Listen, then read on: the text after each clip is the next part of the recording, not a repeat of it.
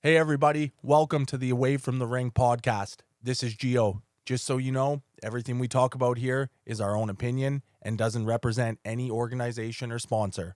Listener discretion is advised. If you want to reach out, check the link in our bio or email us directly at afterpodcastofficial@gmail.com. Are you guys ready to rock and roll? Let's go.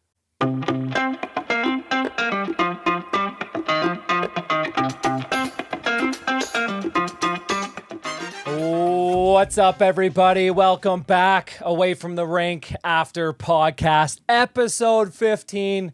Got myself, DJ McGrath here. Got my brother, G-Bones, Giovanni Flaminio. G-Bones, how are you doing today, my brother? Doing good, man. Yeah, it's crazy when you said episode 15 there. I was like, holy shit. It's flown by in a lot of ways, but I was reflecting back over the weekend and kind of looking at our YouTube channel there, just some of all the amazing episodes we've had for different reasons, right? And just, I say it every week, man, just a privilege to be doing this with you. Yeah, it's awesome. And obviously having active players, our next guest that's coming on, to let him have a voice. And we always tell him, like, you know, we wish we would have had something like this where we know it's okay. We're not alone. You know what I mean? If we could listen to a podcast like this back in the day, maybe things would get a little lighter. But that's why we do this, G. We get active players coming on and sharing their stories, because there's young guys, there's inspiring kids that want to be like Emmett and goalies in general, right? So I think this is important, bringing on active guys and reaching out and talking about the real shit, because that's something that we never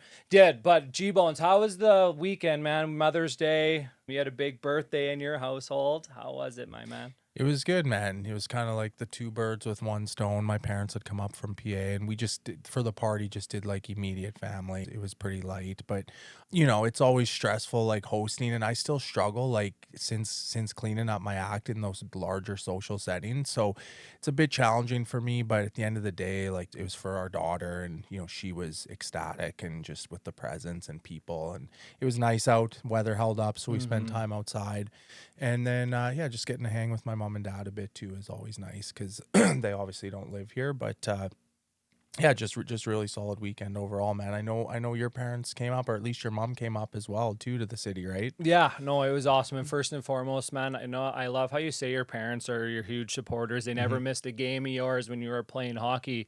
Even seeing pictures of them on Facebook, they don't miss any like birthdays or anything for your daughters, man. And seeing the pictures, your mom and dad with big smile on their faces, and just goes to show, like, parents, man, hey. Yeah. It's surreal. And you probably got a more special bond. I know I do with my mom and dad now that I'm sober, and now they know that I'm okay now, right? And it's the biggest thing, because not only is it helping us, man, it's helping out our loved ones, knowing that we're okay now, right? And yeah, man, on Sunday, my mom and dad came up. Actually, my dad drove up. My girlfriend and myself, we took them down to Broadway, Yard and Flagon, ate up at the patio there, and it was awesome, man. And went to the shop. My mom loves TikTok, man, and that's a whole nother conversation. Mom loves her TikTok, and there's those fruits that look like a lemon or like look like an apple, and they look like an apple, but on the inside it's like dessert. Okay. It's like creamy on the inside or whatever. You'd have to TikTok it, but it's all over, and it's a pretty cool store. It's called The Shop, right downtown. Yeah. Kind of by that OEB breakfast. I know where it is. Yeah. Yeah. I've never been there though. Yeah, it's walk in there. Gianna would love it. It's walk in there. It's pink, and you could have like tea parties and stuff. But yeah, we walk in there. I think it's $12 an item, but of course we get one of each. And yeah, it was quite interesting. I don't know if I would ever buy one again, but it was quite interesting. But it's just like the moment with my mom and dad and my girlfriend, just like spending time together. Like you said, beautiful weekend. And yeah, it's nice spending quality time with them, and they're back at home. Both my nephews are playing baseball. It's competitive baseball season now, so it's a quick transition from hockey to baseball, but I know my mom and dad they love it. It's like bringing back memories with my nephews now. For and sure. You're almost there. Hey, I know you have a competitive daughter that's in softball. Yep. And seeing videos of her, man, she's elite. Like, yeah, she's doing great down in the States there, and you know, she it's pretty much year round down there, man. Like, they, you know what I mean, weather holds up, so you know, there's spring ball, winter ball, and they go hard, and she loves it, right? Yeah. She's aspiring to get to the, you know, first high school and then collegiate level, and I'm proud of her, right? Yeah. Like when she really got good last year and started playing at the highest level, like I've told people, like she became my hero, like not just because of the softball, but just how she conducted herself in those high competitive settings and the type of teammate she is. Like I, for the first time, was like, you're my hero. I didn't know that was possible for like our children or my Yeah. children, but yeah, pretty cool, man. So I'm proud of her. And yeah, excited that that her season's gonna start rocking here right away as well. Yeah, and like you say, you're their hero, but man, I guarantee you're their hero too for coming out and being a man and being part of their best dad and coming in their life. So hats off to you, man. I'm sure you're a big part of their journey and inspiration as well. But Thanks, man. can't be more excited by this next guest we have, episode 15, drafted by the Montreal Canadiens, playing for Dartmouth and chasing the NHL dream. From the outside, it could look like Emmett has it all figured out. But a few weeks ago, Emmett reached out to us personally, not as a hockey player, but as a person. He opened up about battling anxiety and depression since 2022, trying to balance hockey, school, pressure, and life while feeling overwhelmed of times behind the scenes. Today, he chooses to tell his story honestly. The pressure of being a goalie, the mental side of the game, trade rumors, identity, confidence, and learning that you don't have to go through it alone. This is a powerful conversation and one I think a lot of people are going to connect with. Emmett, man, how we like to start the podcast, my brother. How are you doing today, man? I'm doing great. I'm honored to be here, and it's great to see you guys here on the Zoom, and I'm excited. Yeah, man. Hey, first and foremost, I know we said this before, but so I could speak for Gio, we're proud of you, man. We said how inspiring you are already for emailing us. I know you're pretty open for us saying this, but you reached out to us a couple weeks ago. We didn't know you, and you reached out saying you're thankful for our podcast. You told us a little bit about yourself in 2022 that you deal with that, and then obviously you being a high-level athlete. Congratulations to you. We have so much respect for you, man. I'm going to be open with you right now. Like, what was it, man? Were you kind of having one of those days? Are you seeing our podcast? You're like, I got to reach out to those guys. Why the vulnerability with us? Yeah, the algorithm brought me to your guys' stuff. Thankfully, it was a pleasant surprise, and just kind of hearing like two guys' hockey history, high level hockey history, and how open you are and how accepting you are with conversations like this that aren't necessarily like normalized quite yet everywhere, right? So just with this, like if this conversation I'm having with you guys can resonate with even one person, like that would mean the world to me. Yeah, that was kind of that for me. Yeah, and huge to you for going back to 2022, and you might as well get right into it. You said you came out with depression, anxiety. What were the signs of it for you, Emmett? Was it isolation? Was it performance on the ice? And how long did you think you had it before you finally opened up? And who did you open up to? Talked about that time and when you were struggling and you finally surrendered, finally being vulnerable and asked for help. Do you mind talking to us about that? Yeah, so I guess you guys would know of all people, like once you kind of get to junior hockey, you kind of start to see the business side of hockey, right? Like it becomes more of results based business, and obviously you're having fun doing it, but there brings that side of the pressure to it, right? So my first year at junior, I was drafted to the USHL. COVID year, like I kind of snuck on the roster there as a third goalie, young kid, and I got some games under me, and I just had fun and did all right on a team that wasn't doing well. So I think after that year, the summer came, and looking ahead, like it was kind of my net, like it was my opportunity to take. And I think with that, I didn't know how to process the pressure and how to look at all sides of the off ice and on ice with that, right? So I think I got into that next season, and it was instead of the mindset of going in with, hey, let's go have fun and play hockey, it became like, hey, I need to do good, otherwise I'm not going to be happy with myself. So the first couple games of the season went okay. Like I wasn't doing like to the best of my ability, but it was getting by, and was starting to kind of notice like a lot of extra nerves in the net that year. And like ultimately that was the year I got drafted, but I think there was a lot of highs, but there was a lot of lows with it. So it was very up and down that year. And I think, obviously that upcoming off season after that season, was the draft. And like I was, obviously I was ended up being able to be drafted, and it was a surreal feeling. And I think the way that I processed that feeling was more of just adding pressure to myself rather than just riding with it and being grateful and having fun with it. So that upcoming season, like, was again doing good, but was kind of noticing like some changes, like psychologically. A lot of like heart fluttering, a lot of kind of overthinking, kind of jump into the worst with thoughts and stuff like that. And it got to one point I was in practice and I was just overcomplicating, trying to force things, and I just kind of felt like a ramping up feeling, somewhat. And a couple weeks after the fact of this, like I saw Kevin Love's video, and he talked about how he came out and when how he was feeling, and that really resonated with me. But at the time, I thought I was like having a heart attack or something. I wasn't sure that feeling, and this was in 2022, and I kind of just told my coach, I was like, "Hey, coach, I'm gonna go off see the trainer real quick. I'll be right back." And my trainer TK at the time, I sat there on the table, and I was like, "Hey, like I want to get like my heart looked at." And he's like, "Okay." So I kind of hit the mental side of that, but I just said, "Hey, I want to get my heart looked at," just because I thought with the palpitations and kind of beating out of my chest, I thought, "Hey, like that's where my mind went with that." So went to the doctor, the heart exam came back and everything, and they're like, "Yeah, like it's exceptional, like it looks good." And I was kind of confused, and then a week or two later, the same thing happened, but a bit worse.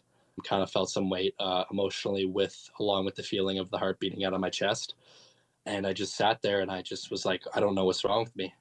And I just like, why am I feeling like this? So we kind of talked, and he kind of thought like, hey, like this might be, like anxiety or something along those lines. So I was introduced to someone, Miriam Donovich. She kind of helped me, guide me towards that side of it, and we learned. But it just came out in one day of me just stepping off from practice again and kind of breaking down. I was having having a little bit of a break there. I was crying, was unsure, feeling my heartbeat. And from there, like I got the answer that I've shared with you guys, and how I was wired and the reason behind everything.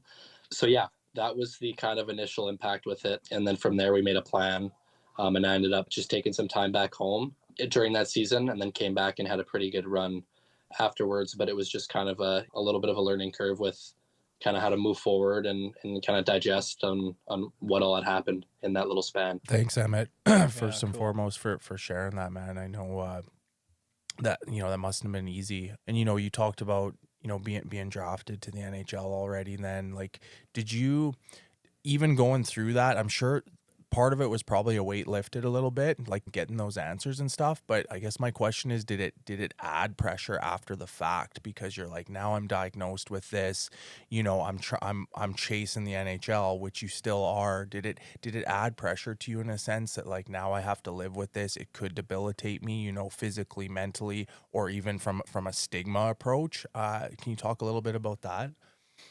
Yeah, I think at first it was kind of I hadn't been around it. I didn't know much about it, right? So at first I was, a bit worried about the future and what was next and how I would take steps forward, obviously with that. But I used that time to kind of connect with people that I resonated with, that I was comfortable with, and that I was ready to kind of take steps with. And then two, to kind of look at people that I've grew up admiring, like Carey Price, Robin Leonard. I grew up watching a lot of basketball. Kyrie Irving, DeMar DeRozan was a big one. I read his book; it was exceptional. And then obviously Kevin Love. So these were all guys that I kind of just were pulled to, and I reading their stories really kind of made me feel at home a little bit more. It made me feel comfortable and understand like I'm not like sick. I'm not like just crippling behind closed doors. Like there is a way that I can learn from learn from my diagnosis, and kind of like take steps and kind of build from there. It's just because like my body and my mind are biologically a little bit different than other people's. Doesn't change, the type of person I am and the type of athlete I am. So yeah. Yeah, man, good on you for taking that time off when you needed it. That's one thing where I just picture myself in your shoes, man, like back in the day. fuck, there was never anything like that. You know, a guy's taking a leave of absence because of mental health reasoning, right? There was nothing like that. Emmett, I want to ask you straight up, because this is going to help out a lot of athletes, because a lot of them are hesitant on being vulnerable. If there's something wrong away from the rink, and maybe their happy place is the rink, but going to the coach and telling them what's going on, because a lot of kids are scared of that shit, man. I was scared of it. I didn't want to lose my spot in the lineup. I didn't want to think I need to get traded or they can't handle me or something wrong with DJ. That little voice in my head telling me all these the worst, right? How was that for you when you went home and you came back? Did you have a little bit of that? What is everyone thinking about me? What's my teammates going to think about me? Are they going to treat me different? How am I going to handle this moving forward? I think this is very important, because you've been through it, man. And I would love for you to share that, because not only is it going to help somebody, but it's so powerful for you to do that, Emmett. Yeah, I think, you know, as the things were, the dust was settling in that aspect, and we kind of created that plan regarding what I was going to do and the steps I was going to take. I talked to my coach, Mets maybe, and I was lucky enough that he was understanding with that, and he was familiar with the topic, and he played pro hockey, and he understood what the sport brings, and what guys in his career have been through as well. So I was lucky enough with all the coaches; they were on board, and they were always there for me regardless. And I was lucky enough to have a group that I was really close with, and that I was really, you know, loved each and every one of them. And I just sat down, and I was just like, I was open and honest, and I remember the talk at the back of my hand. I was like, guys, like, I don't know if you've noticed, kind of the past little bit, I've been a little bit off and kind of dealing with some things away from the rink, and trying to find my steps, but I'm going to take some time away. And I just remember, like, the back of my hand, like, every guy in the room came up and gave me a hug and just told me they loved me, and anything I needed, that they'd be there for me. So I think right then and there, like, I was able to kind of see the light at the end of the tunnel, in the sense of, it's like, I'm going to be okay. You know what I mean? Like, I'm going to get through this, and I have a lot of people in the corner. They're going to help me figure this out, and build from this moment. So. Yeah, and that's brave, man. Wow. I can't stress that enough. So, you know, let's jump ahead a bit. Like, how did it progress for you in the journey, as far as, you know, getting to the NCAA? You know, I know you went from Clarkson to Dartmouth, you know, excuse me, in your second year. And you know, what were those teammates like? What were those transitions like? Did you have any other big flare-ups? Like, how have you managed the condition since kind of going into these, you know, larger, highly competitive settings, NHL camps, etc.? Like, how are you dealing with it now, man? Yeah. So ever since then, I've been introduced to so many great people, and so many awesome people that I work with. You know, my agent, Michael Rafferty, he was always there. He understood what I was going through, and then through him, I was introduced to Jen Wheaton, and she's kind of like a holistic life coach. She's someone that I lean on, and has helped kind of guided me through this, and then as well as just some other people behind the scenes too. So it was honestly, like, ever since then, I've been able to build and learn so much about myself from the initial incident, right? So, like, like how I manage certain situations, how I recover, how I prepare. Like, you know, if you would have told me 5 years ago that I'd be meditating, you know, almost every day, I would have looked at you like you got 8 heads. Yeah. So, like, my goalie coach that year, he was someone that was into mindfulness, and he kind of introduced me to that topic, PD Melgoza. So we would meditate after practice almost every day, and we call it the meditation station. So we would bring in, you know, me, my teammates, like, we'd all go in there, and we kind of take time to just kind of, you know, sit with ourselves and kind of recover. And it's just been throughout the journey, like, I've just learned so much about myself, and how I tick, and what makes me who I am, and what will make me successful. So, you know, going through junior, and then I went to Clarkson my freshman year, and, you know, that was the first time I dealt with injury. That was kind of like a big hurdle that I had to deal with, and, you know, that's a lot of time that you're with yourself. So learning how to kind of spend that time with myself, and not get too wrapped up in the past, the future, and stay in the present, and kind of get myself back on track. And that summer I came to Dartmouth, and I was able to do that with that switch, and it was big. And, you know, ever since then, like, I'm still learning every day, and seeing what makes me be the best version of myself that I can be. Yeah, good for you, man, because You know, I love how you said when you like finally started talking and your teammates, how much they supported you, right? And how many cool people that you've met during your journey. And now you know it's okay to have this and you're probably helping people. I bet, Emmett, people on your hockey team probably haven't told me, maybe have came up to you and maybe told them a little about their story that they're struggling, because now that you're being vulnerable, now these players are okay of going to you. You're not just a hockey player anymore. And I love that, man. You know, Emmett, you're an NHL draft pick, but man, you're a human, because you're talking about the real shit that athletes don't talk about.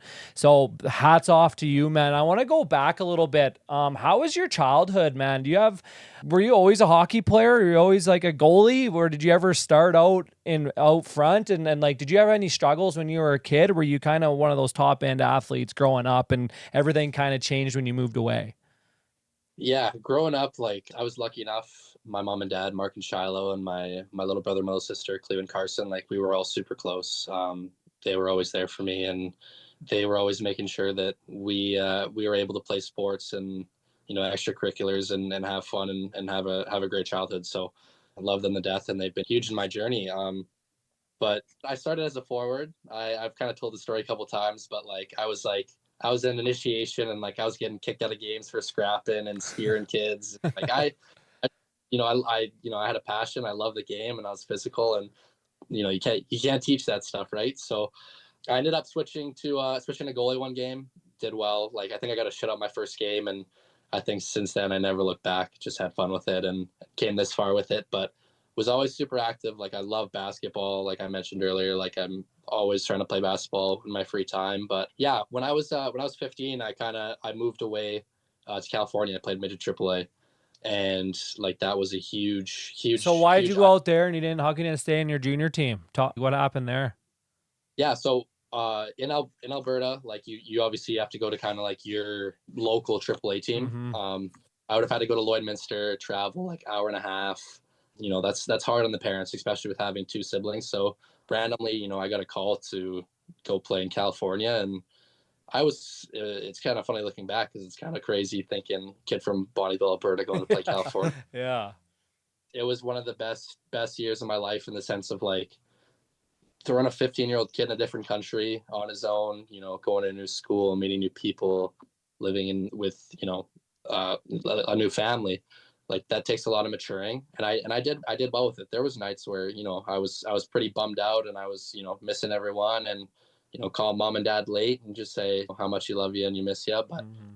I was able to kind of have a successful year with that. I ended up getting drafted to the USHL for that, but it was an interesting experience. But to be that young and to kind of have to grow up a little bit and figure it out was, I think, a big challenge, but it taught me a lot about myself and got me ready for the future. Nice, man. Yeah, that's a cool Cool. story. I didn't know that. Uh, Mm-hmm. so yeah, man, I'm glad we touched on that childhood a bit, but I want to bring it back to, I was looking at your stats this year, dude, like very impressive stuff. The 191 goals against, and you seem pretty locked in. Just that being said though, I know a big part of your identity is on the ice, but just with getting vocal about this stuff, and it's not just on the ice, right? You're growing away from the rink as well. So I guess just my question is, for someone pursuing that NHL dream, like how do you make it just not about hockey, man? What you represent. Yeah. As much as I love playing hockey, it's a long season. There's a lot of ups and downs, and there's a lot going on that you don't see behind the scenes, right? So it's almost like you got to manage your off ice just as much as you got to do your on ice. So like I said, like the meditation, that's been huge. That's been a big help. Been reading for the past couple of years. If I would have told you that, like I was reading, like I would have probably again looked at you like I had eight heads. But it's just like managing like your space around the rink to put you in the best spot to be at the rink. So like having good sleep, managing the nutrition and the hydration, and not making it a burden or putting too much pressure on it, but giving yourself that access to just kind of relax, recover, and get ready for what's next. So I think it's huge that I've been able to learn so much and share so much knowledge with a lot of people in my corner, and that's helped me kind of iron out like what works for me and what I need to do away from the rink to make me successful on the ice. So I think in the season, like everything I do away from the rink kind of has a purpose, whether it's to get away from hockey, to prepare for hockey, to whatever it may be. But yeah, so there's definitely, you got to kind of have a step ahead on what you're doing and how you're managing your time too. So Yeah, and thanks for sharing that. I always wanted to ask you, man. Obviously, you played in a few leagues, obviously some high-end leagues. I want to talk and dive into about culture. How mhm. is the culture out there, man? Obviously, Div 1 hockey, school's probably number one, right? And then hockey. And obviously, we all know what goes on in university parties and hockey guys, man. It's where you guys, we all know it's the alphas, it's the guys, that's the party. The hockey guys are in town, and you guys know how it is. How is it there, man? Like, is there mental health in your guys' organization? Like, is there many guys partying? You don't have to call anybody out or anything, but like, how's the culture with being in a Div 1 athlete? Yeah, like our coach Reed Cashman, like he's been exceptional. He's done so many great things to help us be the best, people and hockey players we can be. And like obviously we're in college. We're young adults in college. Like that's something that's around.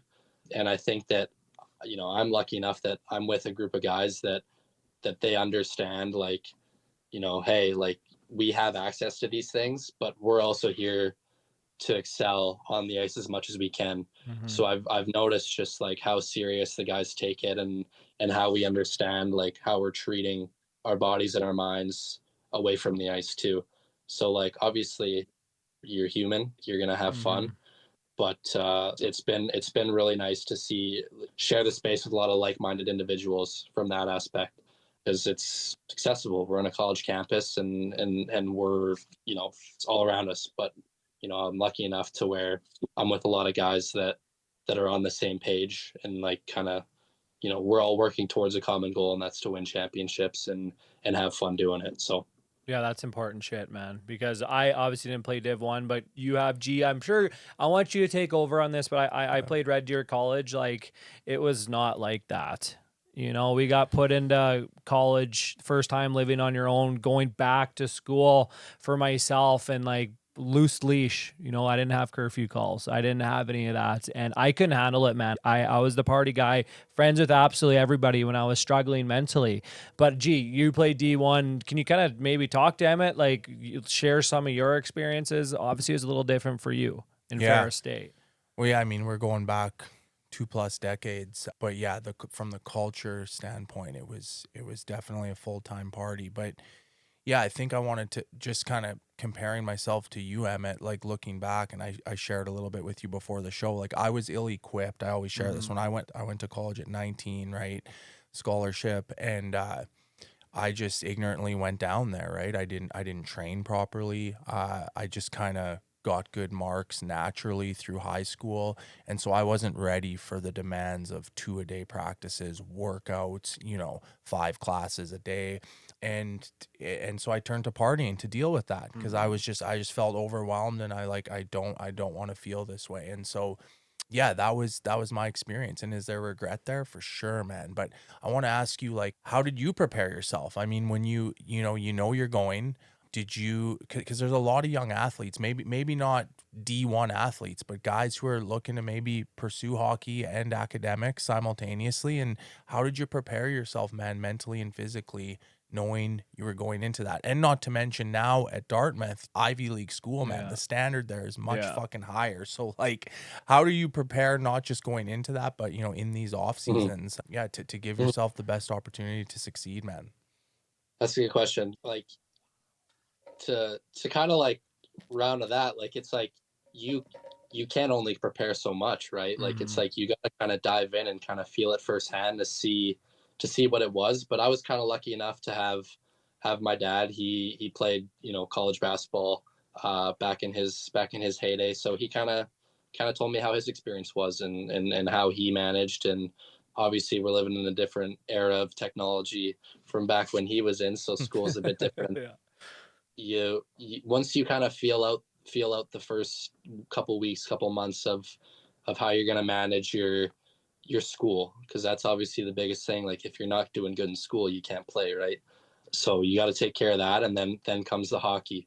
which obviously is, you like hockey the most, but you got to take care of the school as well. But so you kind of find pockets of time in how you're gonna make yourself ready for both in the classroom, on the ice, and then too, it's hard. Like it's like being a sport, like playing a sport, being in the classroom, and being a good model in the community. Like it comes with some pressure. So like as much as I was able to kind of like be around my dad and have some peers who have kind of been in the D1 kind of circuit, it was able to like give me a little bit of the lay of the land. You got to kind of feel it out and see how you're going to manage and what's going to help you. Because when I first got here, like I was lucky enough to have a lot of new faces, but they were always willing to help and always there if hey, like where's this building, hey, what does this mean, hey, what's this, that comes a long way in those kind of adjustment periods. So yeah. Yeah, I was going to ask you, and I love that because I remember going to college, man, and just like the fear of what people were thinking of me. I hated walking into a classroom, man, even doing presentations in front of people. Like, I was so shocked, and I'm a public speaker, believe it or not. Like, I'm okay with that. Maybe I'm a little more confident sharing my story, but it's just, walking into something. And did you have, before we get into the break here, Emmett, did you have teammates that kind of took you under their wing and like, hey, buddy, go, this is that. Don't go here, don't go there. Kind of like took care of you, kind of. Is there any guys out there that you want to give a shout out to? Yeah. Sad to say he's leaving this year. He was a senior this year, but Mikey Roberts, he's one of the goalies. He was a guy that me and him kind of gelled really quickly, and he was always there to kind of help me out and give me the lay of the land. John Fusco, he was there. Two guys that I really clicked with early, and they kind of helped me navigate an Ivy League school and then the hockey side of it too. So it was super helpful. I'm grateful. Like I know there's probably some guys that are kind of battling in that aspect to try and figure out that kind of stuff. But I was grateful enough to have those guys there for me and kind of help me get my Dartmouth career started up. Yeah, that's so cool. Hey, I love it, man. Definitely going to be talking about some more important stuff with Emmett here. We're going to take a quick break on Away from the Rink after podcast. We're back at the studio by Showtime. Honestly, this place makes everything easy for us. If you're serious about starting a podcast, stop waiting. Book a session at the studio by Showtime. That's where we record, and they'll take care of everything for you. You could reach out to them at thestudiobyshowtime.com. Welcome back. Episode 15, Away from the Rink after podcast. We have our guest, Emmett Croteau, on here, Bonnyville, Alberta native.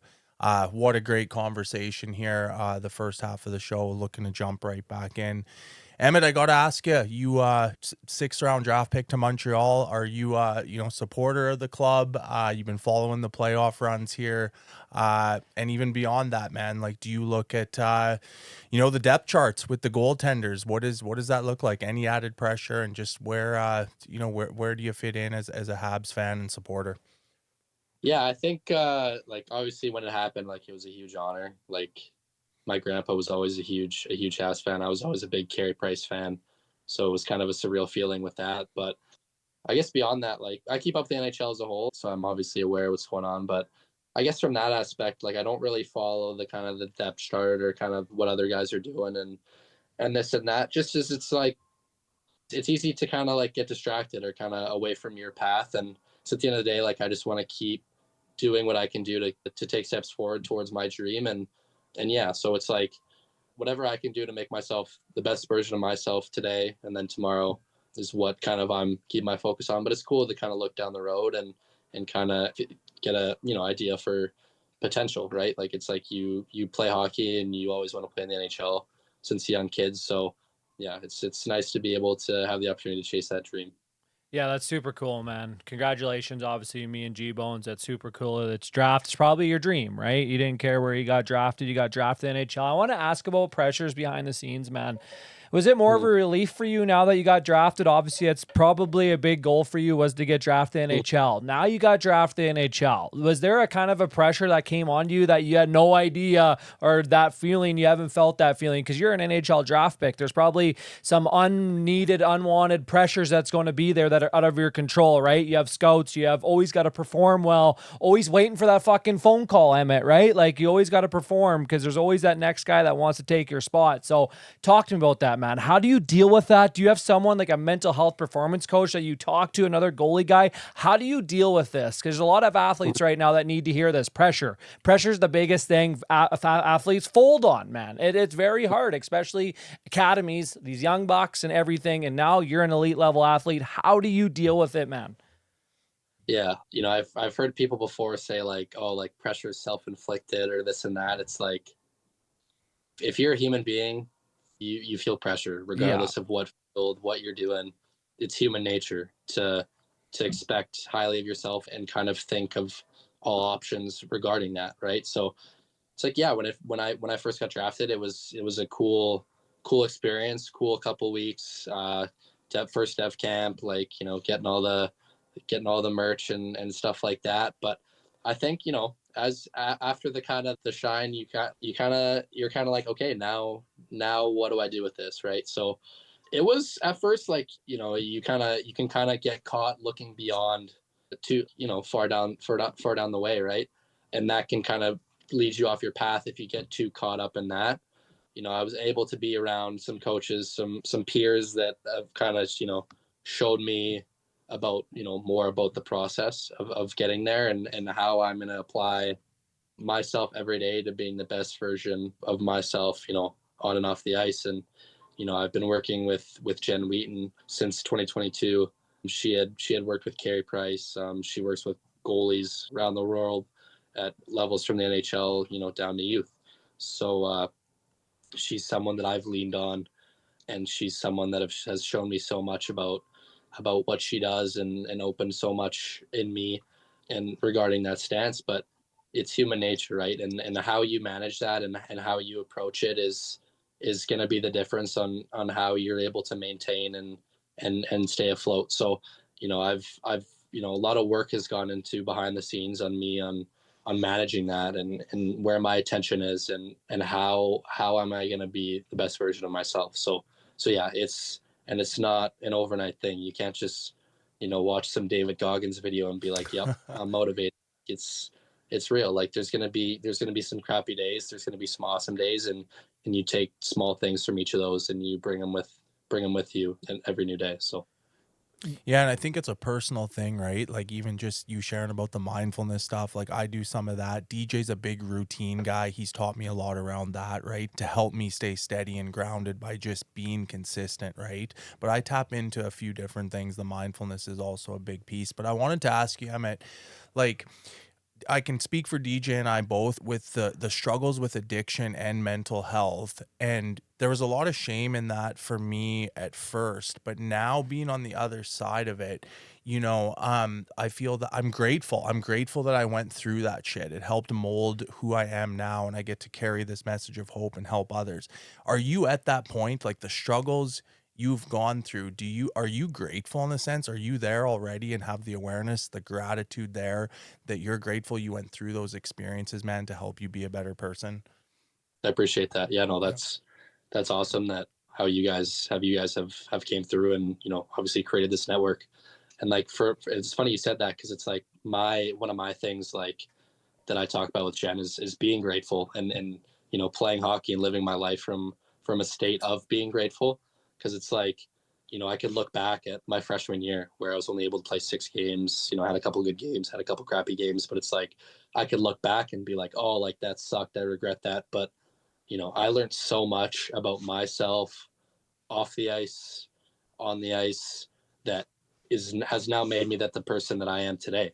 You know what I mean? And I love that. Like it's like when you're constantly learning and you're constantly in a state of just like grateful for the opportunity to go on the ice every day, grateful to get out of bed and be able to go to class and do, you know, whatever it is I want to do. Like it really opens up an avenue for you to be positive and just grow and have fun doing it. So yeah, I appreciate that. That was a really good question, but it's like that's kind of like an avenue to where I live my life and how I approach my day to day. But obviously, it's not every day is perfect too. So it's like when you can have that as an anchor point, I think that's huge because when you find yourself kind of down or whatever may be happening is happening, you can kind of look around and say, hey, it really isn't so bad if I'm able to do the things that I'm doing. Yeah, that's inspiring stuff, man. Huge hats off to you and everything that you're doing and be able to recognize this at your age. It's so inspiring, man. It took me 29 years to finally surrender and know that struggling is okay. I'm not alone because for so long, Emmett, like I bottled everything, man. Like when I was with the teammates, like painted a picture on my face, was always the clown who'd go out for a night and party. Like I was always the guy dancing on tables, pretending everything was okay and filling up everybody's cup. And hell, I go home and I'm crying myself to sleep. And it's just an ongoing thing. So hats off to you, man. It makes me and Gio know that we're doing something right out here. And I want to ask you, man, because me and G could really relate on our parents, how big supporters my mother and my dad saved my life when I came out to them, and same with Gio. Did your parents know that you were struggling in that, like having depression, anxiety, or was it kind of something that you had to approach them and kind of tell them? Talk to me about that, because it's hard enough as it is for anyone to go up and tell mom and dad what's going on. So do you want to kind of talk about that situation when it happened? Yeah, they've been huge. They've been anchors for me in this journey, and they're always there. They're always a phone call away, and I'm so grateful for that. But when things were first kind of coming to the surface on what was going on, like it was interesting. Like they don't know how I'm feeling exactly. They're a country away, so they can only try and help me so much, right? But they were always there, like just saying, hey, like keep doing what you're doing, be positive, and you got this. So they were huge. Like they were awesome. But like obviously, like we talked earlier, like it got to a point where I had to take that time and I kind of had to figure out that plan and those first steps. So that topic of conversation, my mom was familiar with it. She had people she knew that have been through that, so she understood. And my dad hadn't been around it, so it was kind of new for him. So as I was learning about myself, he was learning with me, and so was my mom. So they're huge. Like I'm so grateful I've had them in my corner for this. And because there's days where it's like I find myself a little down, and they're there to help remind me and help me keep pushing through whatever it is that may be going on. So yeah, it was awesome having them. Yeah, and thanks for sharing that, because man, I can remember mom always calling me when I was in Everett. I played with the Silver Tips there in Washington, and I remember my mom and dad calling, always checking in on me, and I'm always just like, "Hey, Deej, how you doing?" I'm like, "Good, everything is good. How's hockey going? Good. How's the teammates you fitting in?" I had to go to high school out there, and everything is good, but deep down, like I was struggling. And I was too scared, man, because it's, how it is. Our mom and dad do everything for us. Like, I think my dad's my, God. And it's just very hard to surrender to them and tell them that you're not okay, because it's feel like you're letting them down. But like just how you said, our parents will do everything for us, anything for us. And I like how you said your dad's kind of learning with you. Same with my parents, man. My mom and dad weren't drink like heavy drinkers, but my mom doesn't drink. When I came out, like she stopped drinking probably because of me and wanted to support her son, and it probably scared her a bit. But man, it's so inspiring to hear stories like this, and just inspiring knowing that your age, man, you're playing hockey, high level hockey, and you have that awareness. Yeah. G. Yeah, for sure, man. And it's just, yeah, I'm just kind of blown away by the conversations today, and super appreciative you came on, Emmett, and very humbling, like we said at the start, that you reached out to us to to share your story a little bit. I do want to talk about one thing that sort of just came up as we were on air here, but the reset button, because you compete at this high level, academic standards going on, man. I know you go home to Alberta in the off season. Can you just share a little bit, like how important it is, even for the younger generation, the youth teams and stuff? Because hockey's year round now, man. Like a lot of these kids, DJ touched on the academies and there's spring hockey. It's just, you can play year round up here, right? And so How important is it for you, playing at the top levels to come home and reset? Obviously you're training through the summer as well, but just to find that balance, reset, step away from the game for a little bit, right? Be around family, that kind of stuff. How important is that for you and would you say for the next generation? It's crazy. Like these kids nowadays are just little energizer bunnies. Like they'll be on the ice for 24 hours if you let them. Did you play And multiple sports growing up? Sorry. I did, yeah. I played basketball, volleyball, baseball. So, Yeah. it's awesome. Like it's hard to tell a kid no in that aspect, but I think it takes some kind of living through it and growing and maturing to kind of see like hockey's a pretty demanding sport, whether you're playing youth, you're playing junior, you're playing college, and then obviously pro, but like it's hard on your body and it's hard on your mind. So I think it's big to just kind of like, we're here, our season wrapped up in April, but I'm actually getting on the ice for the first time tomorrow. But like I needed kind of that month and a half away from the ice to kind of just reset and kind of gather my feet and kind of get myself ready for next season. I found a balance that works for me. There was when I was younger, I don't think I was really working out enough in the summer and was skating a little bit, but I've kind of found, being in the gym, being training, being in the weight room, like a form of therapy too, like just to kind of keep your mind at ease and keep with the productivity. Cause it's like, if you're sitting around all summer, it kind of takes a toll on you on that aspect. You just kind of feel like empty and you kind of feel like you're just wasting away the time until the season. Right. So yeah, it's important to kind of take that time away and kind of reset and kind of dial in like what you need to do to get yourself ready, whether it's chill out, be with your family, be with your friends, and then from there you can kind of build your plan and get ready for the next year. Yeah, thank you for sharing that. I think that's going to help out a lot of athletes. When you go back home to Bonnyville, how is it? Is it kind of private? Do you have some buddies that kind of play the same level of hockey for you? Or is it kind of when Emmett walks out of the house, you're kind of looking left and right who's going to go up to you and talk to you? Like, how is it? Is it kind of a reset, not only physically, but mentally too? Like, do you get a relax button too? Yeah, it's huge. Like it's to go back home and just be with the family and kind of press the reset button. Like it's, you don't realize how much time you've been away until you get back and share that time with mom, dad, brother, sister, cast the dogs, and take that time to just kind of relax and kind of get yourself ready for what's next. So it's different now. Obviously, I got a lot of friends that have kind of moved away and are kind of, doing their thing. So I'm always spending time with the family, and then when it's time, I kind of take some trips up to Edmonton and get myself ready off the ice and on the ice too. So I've found a good balance there to get me ready for the season, with some off time and training time. But it's always big to kind of get that time at home and reset and just press the refresh button after a long season. Yeah, and probably taking care of himself. And I remember my off season, she was party button. That's for like, I didn't really have, it's just so inspiring to hear this stuff coming from a guy. And that's why he is where he is. It's, It's a big part of it for sure. big part of it. I got one final question for you, man. I like asking my guests this. It's very powerful. I want you to picture a moment in your time when you were struggling, Emmett. You're sitting with your thoughts and you haven't really told anybody. You're still figuring that part before 2022. Let's say you're in your room or wherever. You could picture yourself struggling, and let's say you're here now and you could walk in that room and see your younger self struggling. What's something that you could say to them that you kind of know now?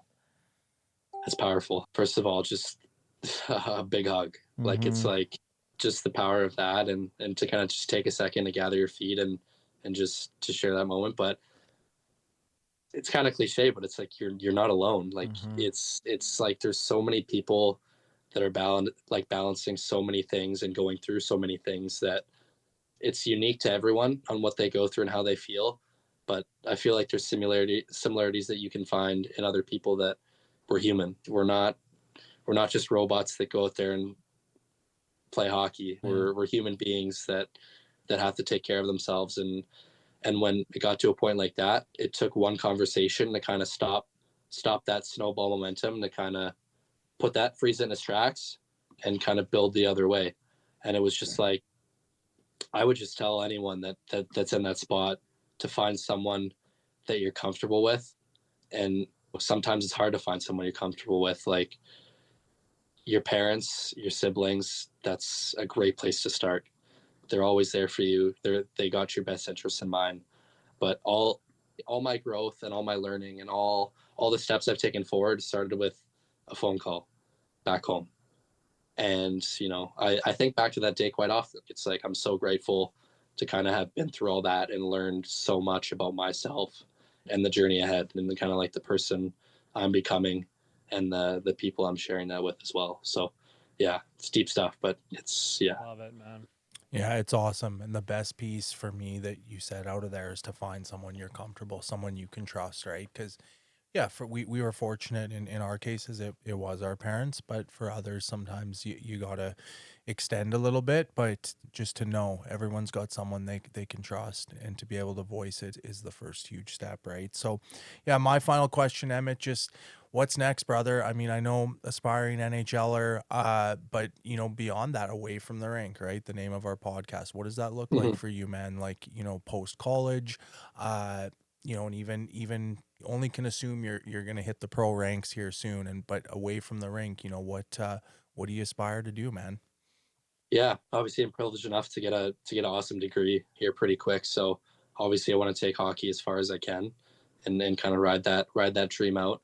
But besides that, it's like just kind of want to take it day by day. Like I feel like I'm learning to this day so much about myself, and I honestly don't know what I want to do. Like I love coaching. I love helping out the next generation. I think that's part of the reason I did this. But whether it's coaching or something in that avenue, like I know I'll be ready for it when the time comes. But just kind of want to ride the hockey wave out and have fun doing it. I love how when you ask that, G, you're kind of a little hesitant over there. You probably don't get asked that very much, hey? It's always Emmett the hockey player, right? Like, what's Emmett's the next hockey? Now we ask, what's Emmett as a person, kind of thing, and that's what it's all about, right? But Emmett, man, like we respect you not only as a hockey player, you do unreal work on the ice, but man, off the ice, that's what we care about. We're proud of you, man. Like that's deep down. Like I felt like we gained a brother on our podcast because we respect you, man. Not only because a hockey player, but the man you are. You're a man. I could just tell you're talking to a grown-up guy who's working on himself, but is recognizing shit, right? Yeah, 100%. Fucking we're our age, man. We were struggling so much. And that's why we bring on guys like Emmett to enlighten that it's okay to not be okay. Cliche, another thing to say, but I go by that, man. It's okay to have a bad day. It's okay to have a bad game, but fucking talk about it because we're never, ever going to be alone. So, Emmett, man, I gained a lot of respect for you, dude. This is exactly, from me to you, this is exactly why we do this. We didn't have anything like this, and we want to bring on guys like yourself to inspire not only yourself, not only us, but this next generation. Something we wish we would have had. And not only are you going to be known as a hockey player, you're going to be known as a guy that talks about the real shit, right? Yeah, 100%. No, I appreciate you guys, and just seeing your guys' jerseys behind you, and you guys talking about your lived experiences with me. I think it's incredible that the way you guys carry yourselves and the way you're helping the next generation and giving people like me an avenue to talk about this. So I'm super grateful. It was a blast too. Like I'm sure we'll be in contact beyond this, but I appreciate it. Yeah, it's been awesome. And I appreciate you kind of helping me take this step into talking about this. And figured it was a long time coming, but it's two guys I'd love to do it with. So appreciate Absolutely, man. You might as well give the viewers, we're obviously a Saskatoon based. You're going to be in town on the weekend. Do you know your schedule yet? Maybe me and G-Bones will come and watch you play. When do you have your schedule? Do you kind of want to tell the people when you play, or? I'm not sure yet. I think obviously it'll be public, so you guys will be able to see, but yeah, I'm excited. It's always cool. Like it's a new opportunity and go out there and have some fun playing the game I love. So yeah, appreciate it, boys. Yeah, that's awesome. Okay, That is Emmett on episode 15, Away from the Rink After Podcast. This is going to be powerful for athletes, for humans in general, because it doesn't matter how elite level you are, who you are. You're a human at the end of the day, man. And humans, we struggle. And I'm proud of you for opening up. It's going to allow kids to open up some doors and know, hey, if Emmett could do this at such an elite level athlete and still recognize his feelings and everything, like it's going to open up a lot of doors for kids nowadays. For sure, man. And that's that's why we do it. That's Yeah. why we do it. And I said it earlier, like just very, very humbling that the reach is starting to gain some traction, and we have current players, athletes reaching out to us, wanting to get it out there, right? To help themselves and help others. And yeah, just very humbling at the end of the day. Yeah, great episode. Yeah, super pumped. That is episode 15, Away from the Rink After Podcast. Don't forget, when you guys are on YouTube, and subscribe. The more views and more subscribes we get, the more audience we will reach. And that is episode 15, Away from the Rink Podcast.